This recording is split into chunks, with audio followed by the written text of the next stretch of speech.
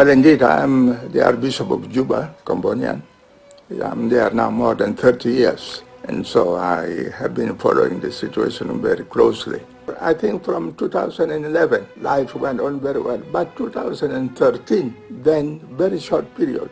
Being a young country, South Sudan, I think, started to behave badly.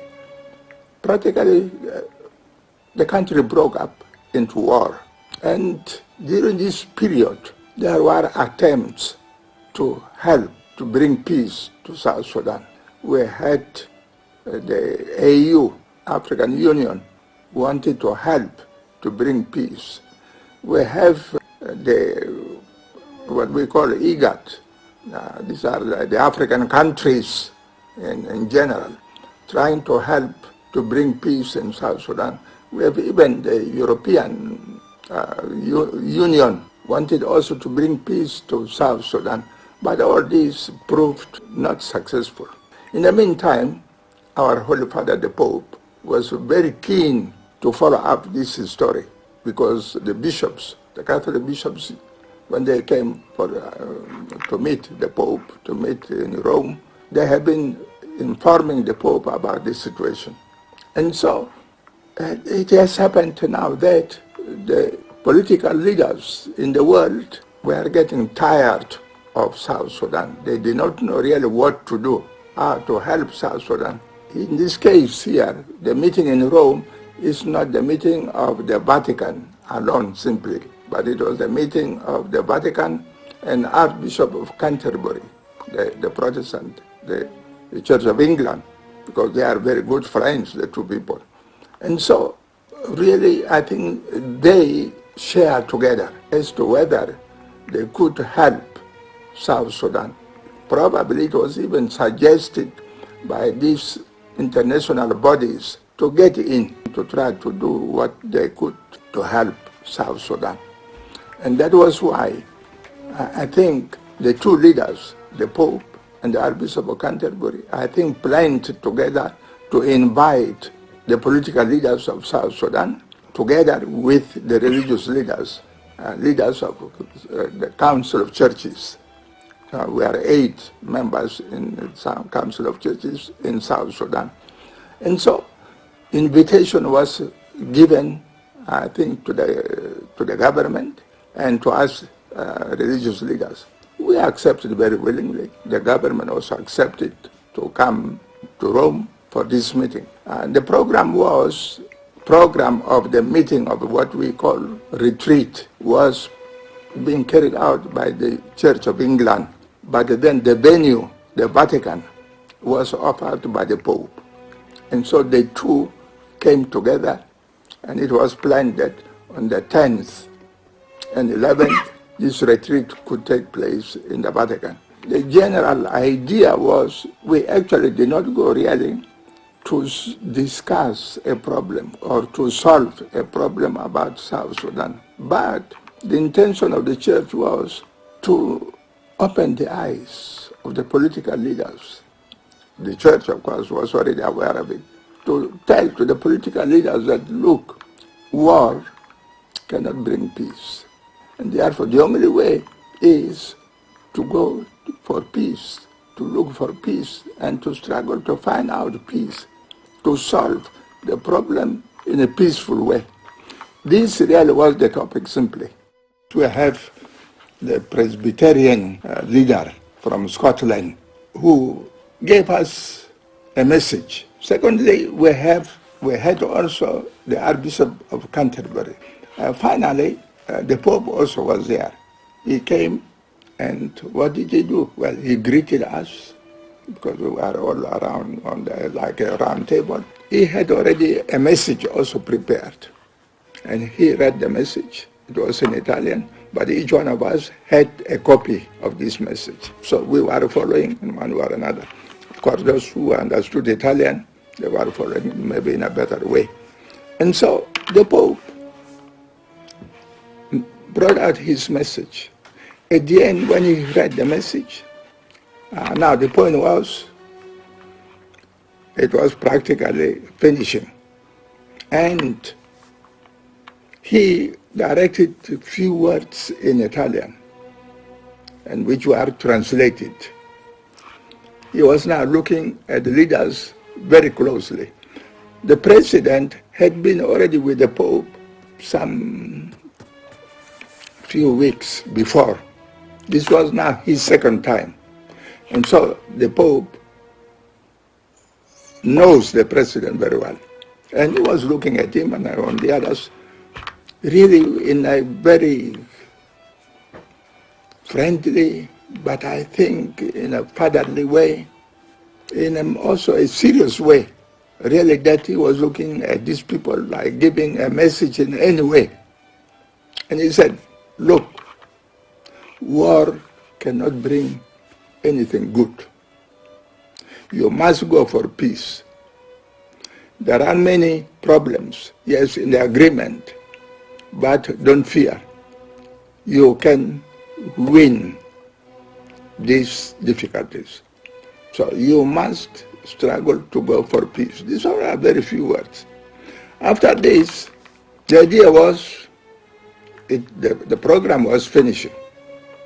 And the Pope was now going to greet the last in order to go away. In fact, he went to greet to the president first. It was unexpected. Nobody of us, and even those very people, we did not expect what the Pope was. We thought it was only greeting, goodbye, and that was it. But the Pope, when he went to the president, he, I think, greeted him, but that was not enough. He simply knelt down. The president himself did not understand what this man was doing. What did he want to do by kneeling down? And so the Pope knelt down and began to kiss the feet of the president. The president was not aware that this was going to happen, because when you see in the picture, this man was just there trying to, he wanted as if to say no, but it was too late for him to stop the Pope, because he was already on the ground. And so he just left the Pope to do what he wanted to do. The others were not aware of it. In fact, the second, when the Pope went there, this man wanted to stop him. He wanted to, but the Pope, of course, was decided there was nothing to do. He just went down and kissed the feet of this. The third and the fourth were already, they don't know, nothing to do. And especially, it was very funny, of course, when he came to the lady was actually almost crying loud, because she was already shedding heavy tears. In fact, that moment, I could say, all of us, we really, I think, shed some tears, everybody, because what kind of thing is happening here? What is it, and why, and this and that? But, I mean, people were overcome by really the kind of attitude of this great man kneeling down, and so heavy, so difficult.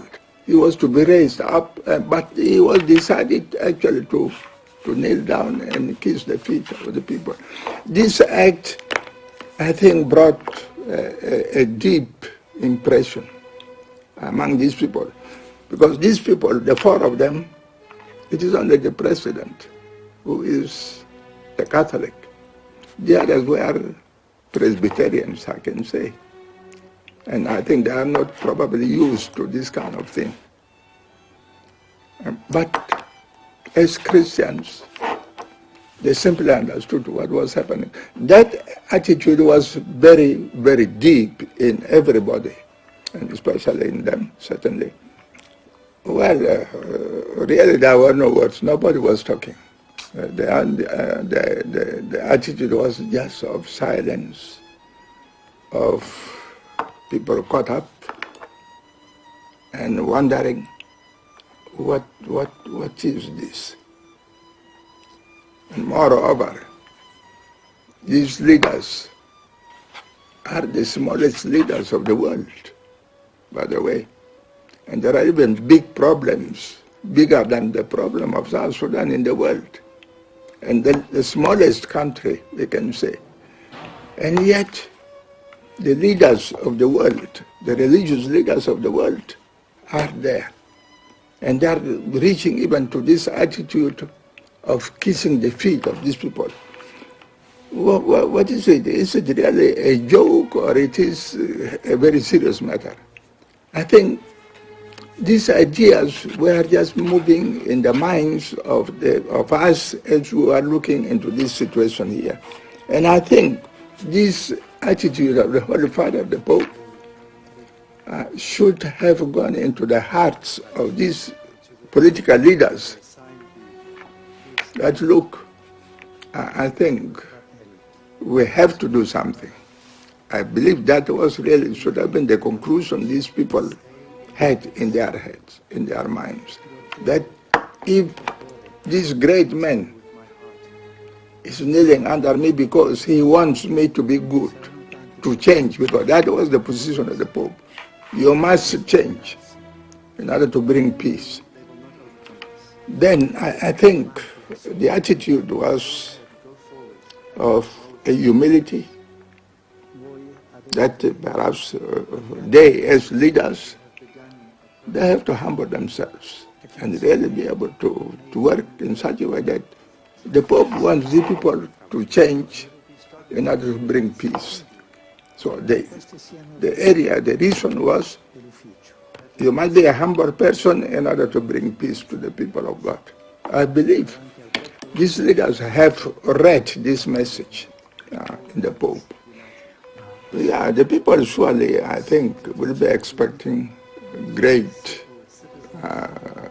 move in the country. The people are suffering a lot. And they believe and they expect, they hope really that something must be done in the country to change. You see, the situation which is in the country has gone practically out of hand, and the people have lost hope.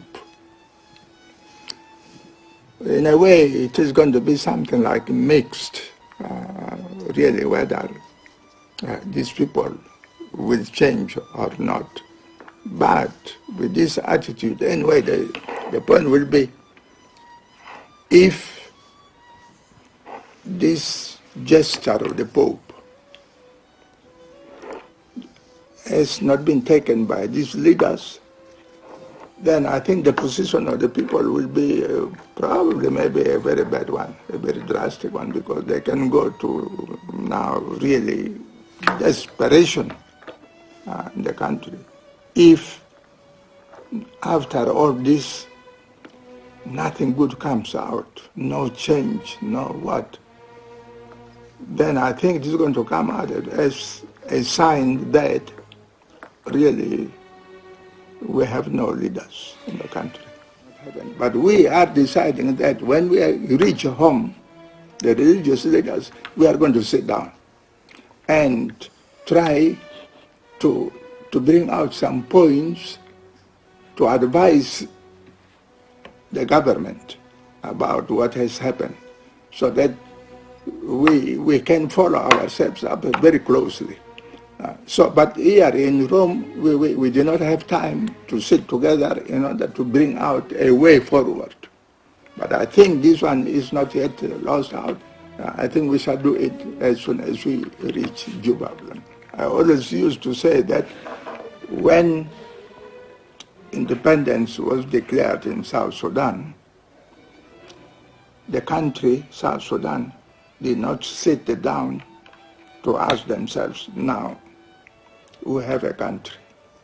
How do we go about it?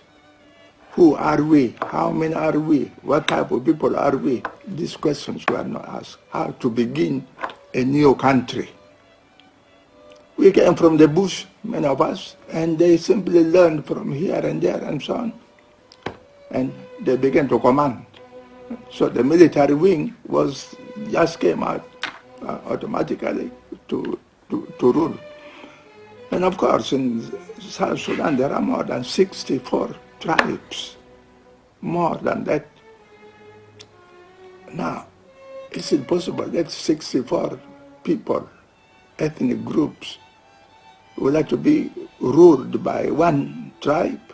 It is not possible. Even if, of course, that is why, what is the point now is that the force of arms, militarism, is the one now being used. The president, the government, is using military force. And that is why the president from one ethnic group and the vice president from another ethnic group, and they are maybe we can say the biggest groups, they are fighting. And the means they are using is arms, fighting, soldiers, army, and this and that. So each one is trying to build up an army. And everybody practically who wants to come up has to form an army. They become warlords. This is exactly what is happening. And the vice president here, he was very quickly saying that one agenda we have to do is that we have to form out one national army. They are saying this because that is the main force of the security or insecurity of the country. And so, indeed, I think the question of the tribes in South Sudan is very vital. And on the other side, the dialogue is going on. Practically, you see in the dialogue that people want the kind of system what they call